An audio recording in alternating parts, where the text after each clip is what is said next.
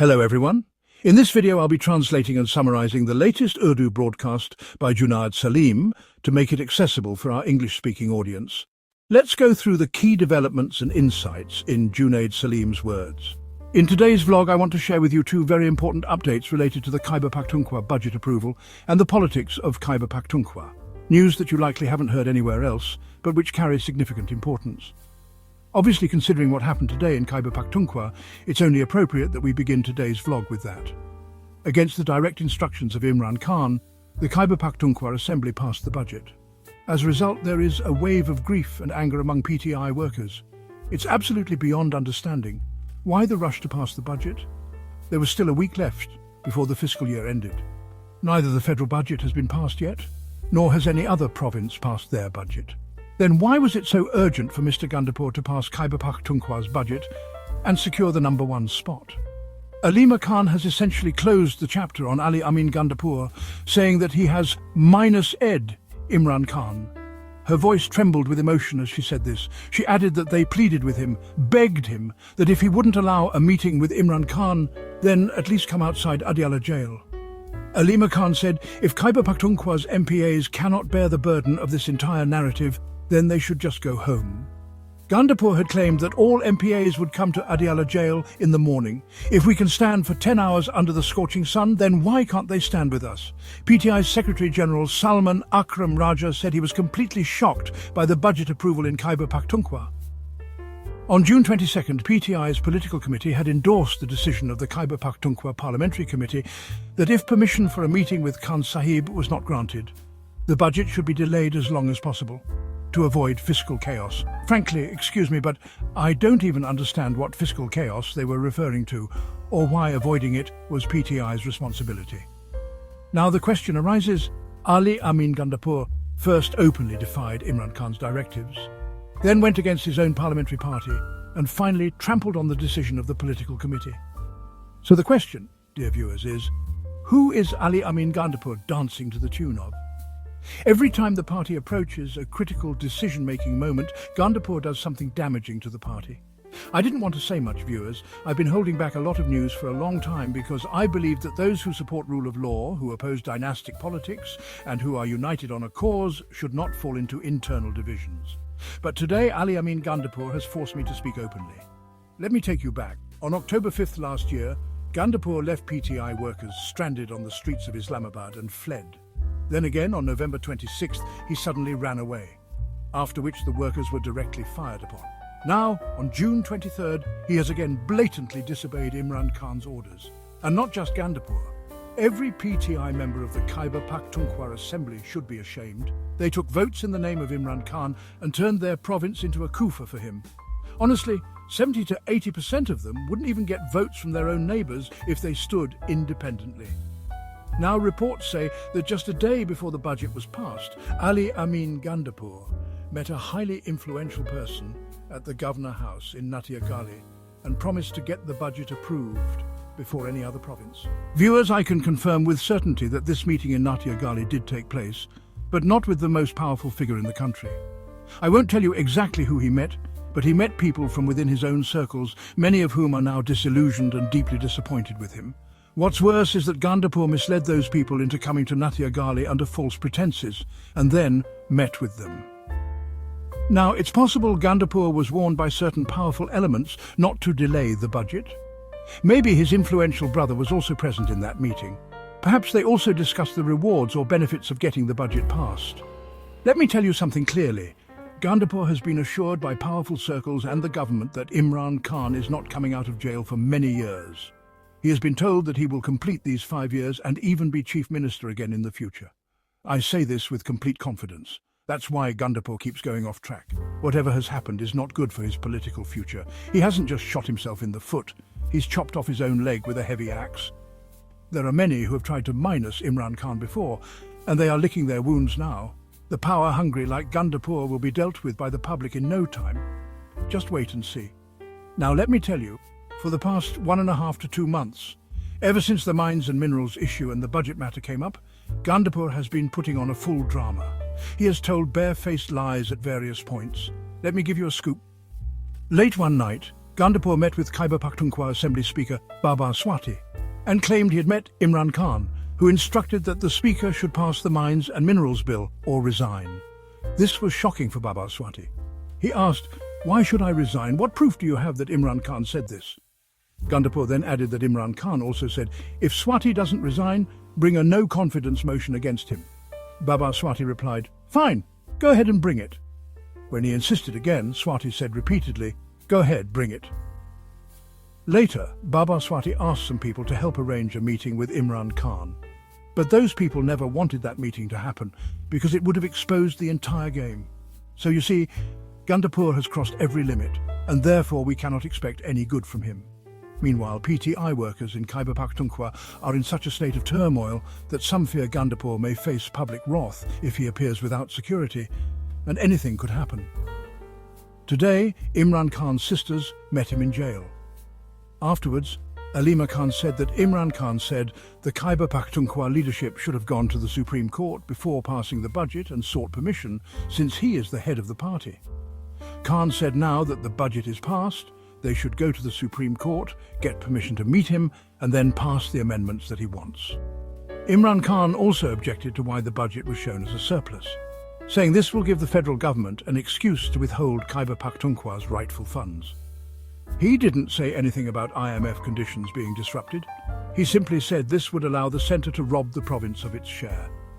So yes, Imran Khan still managed the situation wisely, but it seems Ali Amin Gandapur and his network are now completely exposed and are unlikely to follow Imran Khan's instructions. In any case, Gandapur and company's political countdown has begun. Let's see what happens and when. Remember the examples of Pervez Khattak, Mahmud Khan and Sharafzal Marwat? They aren't that old. There's a lot more to tell. In the coming days, I'll reveal just how far Gandapur has gone and whether there's any way back for him. Not just him. Many Khyber Pakhtunkhwa Assembly members' conduct has been extremely disheartening for PTI workers. Lahore High Court has rejected Imran Khan's bail in all May 9th related cases. And what's unfortunate is that the judge delivered this verdict with a smile. Yesterday, when the decision was reserved, from the judge's demeanour, it seemed they lacked the courage to announce the verdict. Even today, before the verdict was announced, the prison van had arrived outside the High Court. This prison van is a strange thing. It always arrives at just the right moment, like a cat watching its prey. Doesn't the government feel ashamed of the timing and excuses under which they send the van? A large police force was summoned, viewers. First, the judges heard routine cases, then read out the two-line verdict and left. One more painful thing at the time of the verdict was that there wasn't a single lawyer representing Imran Khan in the courtroom, nor any assembly member, nor any ticket holder, none of the people who were seen in large numbers the previous day. This is the law, viewers. This was an extremely laughable and crude verdict, for which the High Court took a year. Viewers, in this case, bail was denied to a person who, at the time of the incident, was in government custody. He couldn't have moved a muscle. This is perhaps the only case in the world where, under charges of aiding a crime, bail has not been granted for 2 years. Even in murder cases where the accused confesses to killing with their own hands, courts usually grant bail until the final verdict. But Imran Khan is not being given even that legal facility. And once again, the government's only evidence is the same two infamous constables whose story I've repeated countless times. I'm amazed, viewers, that everyone except the judges of the High Court seems to understand this case. Even children do. Since the 26th constitutional amendment, not a single decision has come against the government. For face-saving, at least 1 or 2 cases should have been decided in PTI's favour just to maintain a balance. But no, this is not a coincidence. Judges of the lower and higher courts seem to have decided that if they want to progress, they must please the government at all costs. In doing so, these very judges have denied justice to their fellow judges. The state of the country is already dire, but the condition of the judiciary is beyond words. The message from the courts is clear. Stay alert, don't sleep. Justice is not coming. The fear of Imran Khan in the minds of those in power is such that it's clear keeping him in jail is not just necessary, it's essential, even a matter of survival. Rana Sanaullah openly spoke about this yesterday on Hamid Mir's program, when Hamid Mir said, "You're not being fair to Imran Khan. What if he gets released tomorrow? He'll retaliate against you," Rana Sanaullah replied. "We know that if Imran Khan comes out, he'll come after us. So as long as we can, we'll keep him inside. We'll use every ounce of effort to keep him in jail." Viewers, just imagine, forget for a moment which party someone belongs to, PMLN, PPP.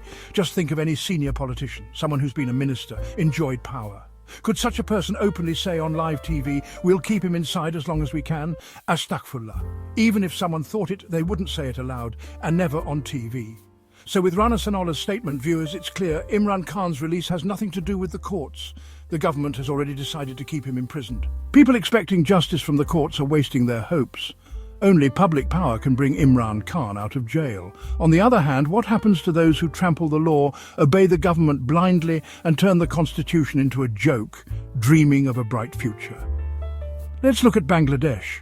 The former Chief Election Commissioner of Bangladesh, KM Nurul Huda, was arrested yesterday. A large crowd gathered outside his house. People put a garland of shoes around his neck and slapped him repeatedly.